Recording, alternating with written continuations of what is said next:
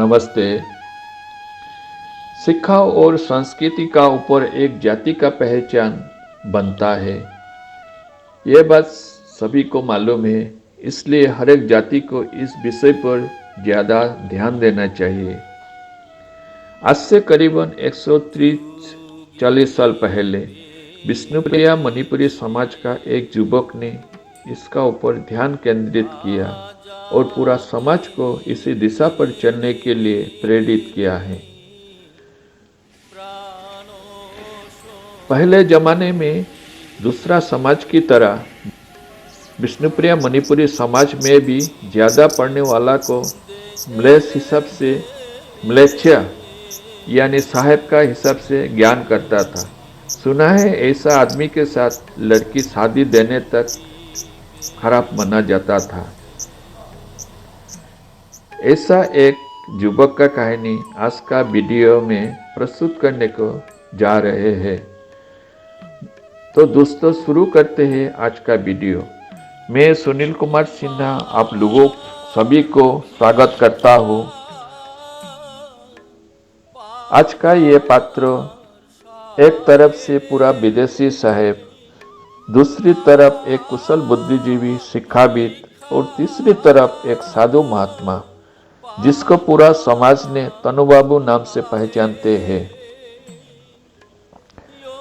1879 सन का 3 पौष बृहस्पतिवार एक सुबह पर करीमगंज जिले का कन्हैया बाजार स्थित नामक गांव पर एक गरीब निर्धन परिवार में माधव सिंह जी का औरस में और कुंजरानी देवी का घर में ये नवजात शिशु ने जन्म लिया। बचपन से ही गुरे चिट्ठे होने के लिए माता और पिताजी ने उसे प्यार से तनुबाबू नाम से बुलाते थे। वो लोग में कुल 5 भाई थे और तनु सबसे छोटा था। बचपन से ही वो पढ़ाई में बहुत अच्छा था, लेकिन घर का बुरा हालत से वो परेशान था। अंत में जाके वो घर छोड़कर सिलेट का मासिमपुर में जाके पहुंच गया। वहां पहुंचकर उसने वहां का जेल रसददार साजोबा बाबू के घर में आश्रय लिया। पहले मुलाकात में उसको इतना भाव नहीं दिया। बाद में उसका तीक्ष्णता देखकर उसको श्रीहट्ट सरकारी उच्च अंग्रेजी विद्यालय में दाखिला दे दिया। उसी स्कूल से उन्होंने एंट्रेंस परीक्षा यानी मैट्रिक में पूरा कलकत्ता विश्वविद्यालय का बीच में 3रा स्थान पाया और अविभक्त आसाम में पहला स्थान पाने में सक्षम हुआ। उसका बाद उन्होंने कलकत्ता का विख्यात प्रेसिडेंसी कॉलेज में दाखिला लिया। फिर बाद में जाके 1902 सन में उसी कॉलेज से बीए में पहला स्थान पाकर पास किया। तो देखा जाए तो पूरा विष्णुप्रिया मणिपुरी समाज में वो पहला ग्रेजुएट और करीमगंज महकुमा का अंदर में दूसरा ग्रेजुएट होने के बाद फिर कलकत्ता विश्वविद्यालय में एमए और साथ में आइन पढ़ना शुरू किया। उसी समय असम सरकार ने उसी को बुलाकर मणिपुर में शिक्षा प्रचार करने के लिए बुलाया और 1903 सन में वो मणिपुर जाके पहुंचा।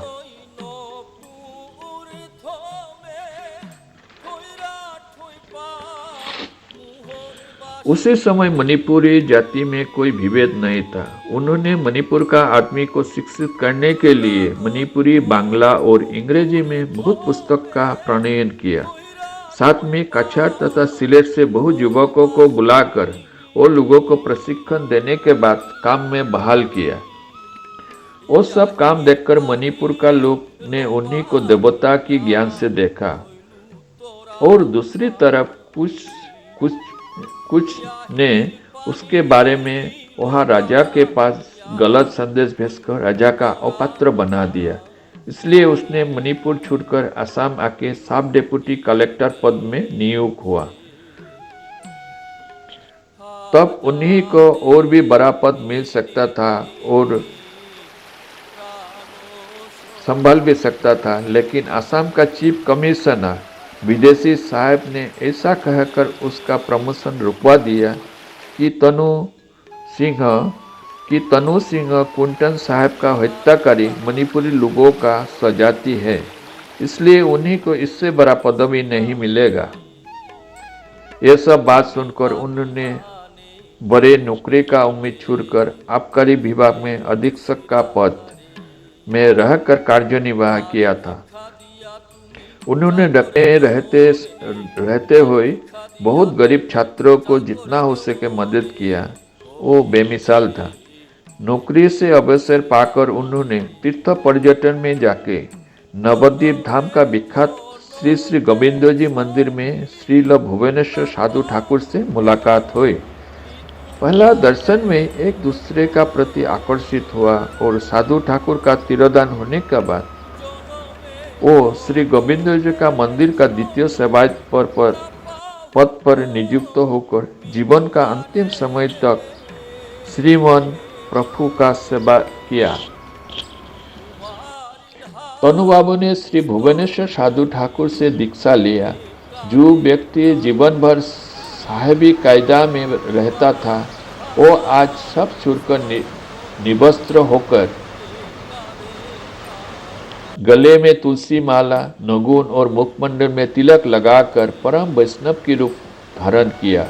उन्हीं का ये अपरूप रूप देखकर नवद्वीप वासी दंग रह गया। दीक्षा लेने के बाद मंदिर का भार संभालने का पहला वो अंतिम बार के लिए घर में गया था। तब आने में कुछ दिन देरी हो गया। तब साधु ठाकुर ने परेशान होकर उन्हीं का और एक शिष्य हरिदास देव वर्मा का पास ऐसा एक चिट्ठी लिखा था। इस बार तनु बाबू ने जो करके गया उसका ऋण में चुका नहीं सकता और ऋण का परिशोध खुद श्री गोविंद जी ने देगा। ऐसा लोग ढूंढ के पाना बहुत मुश्किल है। दिन में एक बार उनको नहीं देखने से मेरा मन नहीं भरता। ऐसा वो साधु बाबा का बहुत प्रिय पात्र था।